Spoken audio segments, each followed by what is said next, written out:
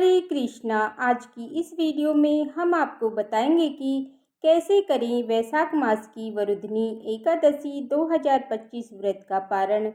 क्या होगा एकादशी व्रत को खोलने का सही समय और सही तरीका, और क्या होगा एक वरुधनी एकादशी व्रत को खोलने की पूरी पूजा विधि, और एकादशी व्रत को खोलते समय हमें क्या गलतियां आपको भूल से भी नहीं करनी है। तो ये सब जानना चाहते हैं तो वीडियो को अंत तक जरूर देखें।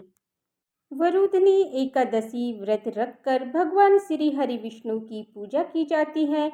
मान्यता है कि इस व्रत को करने से सभी पाप नष्ट हो जाते हैं और भक्तों की सभी छोटी और बड़ी मनोकामनाएं पूर्ण होती हैं। इस एकादशी के व्रत को पूरा करने वाले मनुष्य को मोक्ष की प्राप्ति होती है। साथ ही भगवान विष्णु की कृपा से भक्तों के जीवन में धन समृद्धि की वृद्धि होती है और इस जन्म के नाश होने के बाद ऐसा जीव वैकुंठ लोक को प्राप्त करता है। इस एकादशी का व्रत खोलने के लिए इस एकादशी की तिथि समाप्त होना आवश्यक है। इस बार वरुधनी एकादशी पर एकादशी की तिथि समाप्त होगी 24 अप्रैल गुरुवार को दोपहर 2:32 तक, पर केवल एकादशी के खत्म होने पर ही एकादशी का व्रत नहीं खोलना चाहिए, क्योंकि नियमों के अनुसार एकादशी शुरू होने वाले हरिवासर के समय भी एकादशी व्रत बिल्कुल नहीं खोलना चाहिए। इस बार वरुधनी एकादशी के बाद शुरू होने वाले ये हरिवासर का समय समाप्त होगा 24 अप्रैल 2025 गुरुवार को रात 8 बजे तक, यानी इस समय तक भी आपको अपना वरुधनी एकादशी व्रत नहीं खोलना है। द्वादशी की तिथि शुरू होने के बाद ही एकादशी का व्रत खोला जाता है। इस बार द्वादशी की तिथि प्रारंभ होगी 24 अप्रैल गुरुवार को दोपहर 2:33 से, और यह द्वादशी की तिथि समाप्त होगी 25 अप्रैल शुक्रवार को सुबह 11:44 पर। तो आइए अब जानते हैं 25 अप्रैल को द्वादशी के दिन पड़ने वाले शुभ और अशुभ मुहूर्तों के बारे में, ताकि आप गलत मुहूर्त में अपना वरुधनी एकादशी का व्रत ना खोलें। 25 अप्रैल गुरुवार को द्वादशी पर सूर्य उदय सुबह 6:01 पर होगा और सूर्यास्त शाम 6:47 पर होगा। इस दिन ब्रह्म मुहूर्त प्रातःकाल 4:24 से सुबह 5:12 तक रहेगा।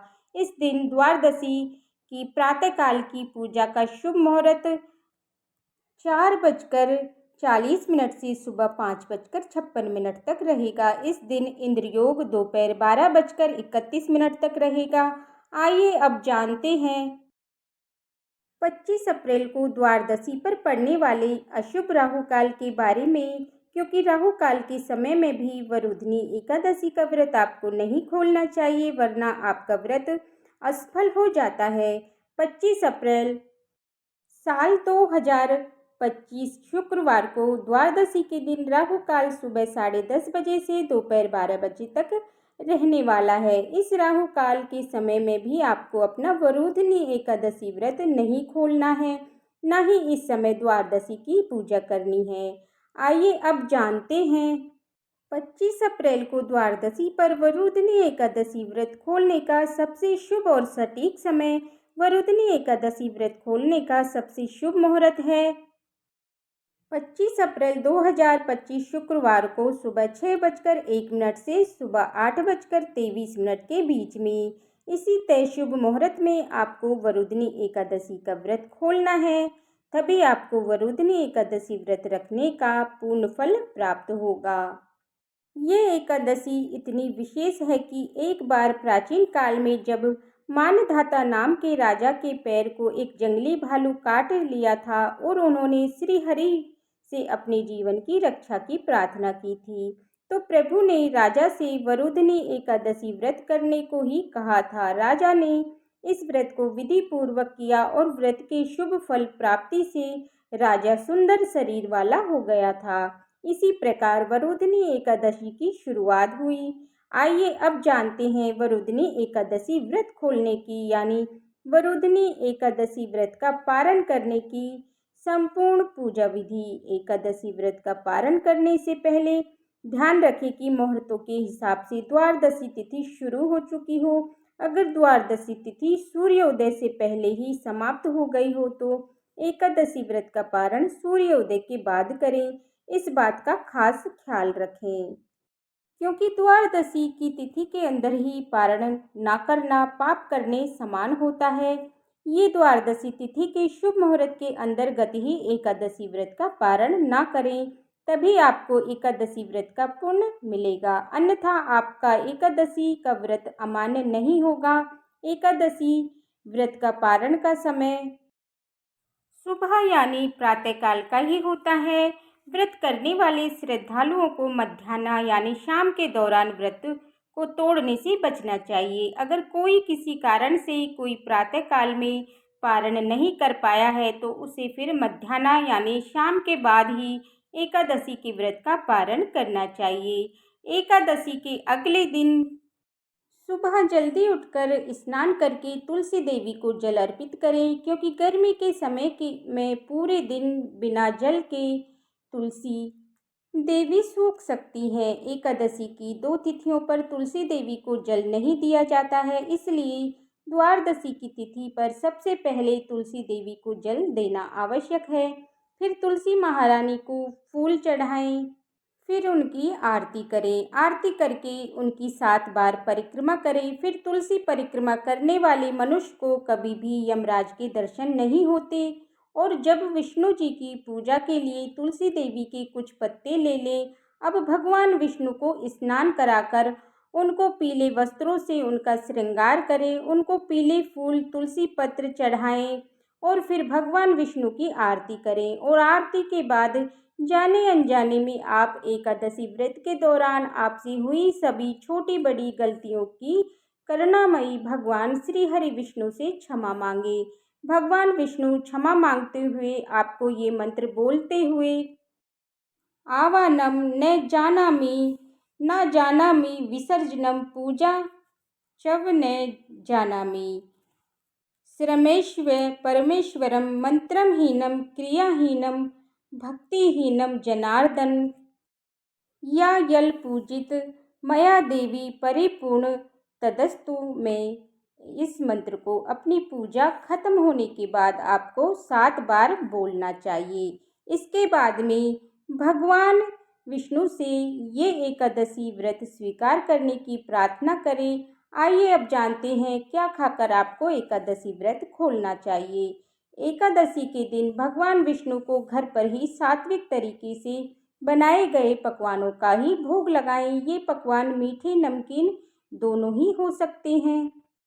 यदि आप द्वादशी के दिन मीठे चावलों का भोग श्री हरि विष्णु को लगा सके तो ये और भी अधिक शुभ होगा, क्योंकि द्वादशी के दिन पीले और मीठे चावल खाने से बेहद शुभ माना जाता है। एकादशी के व्रत में चावल खाने पर रोक होती है, इसलिए द्वादशी व्रत को खोलते समय चावल खाकर ही व्रत खोलने का नियम है।